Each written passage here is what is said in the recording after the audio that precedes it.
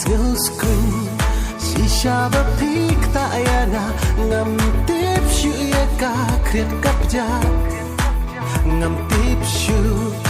Jadu ayusha Ban inya nga shisha pinang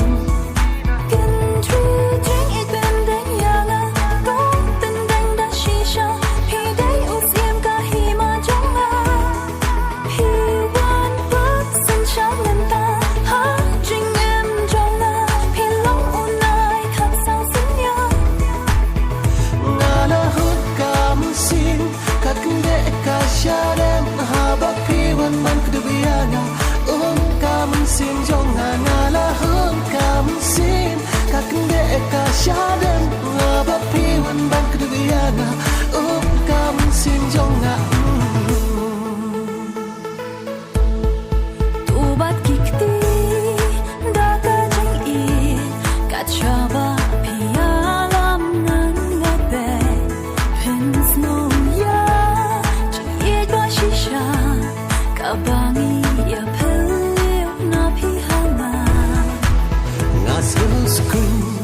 Shisha ba pik ta ayana Ngam tip shu ya ka kriat kapja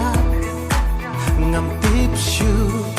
Jadu ayusha Ban inya nga shisha pinang Gentry jing it bendeng yana Dong bendeng da shisha Hidei usiam ka hima jonga Hiwan pat san changan ta Ha jing em jonga Pilong unai kat sang senya Ngala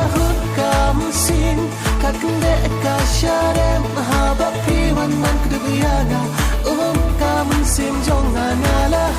kamun sin Kakende eka shadem haba piwan man kedubiana kamun sin jonga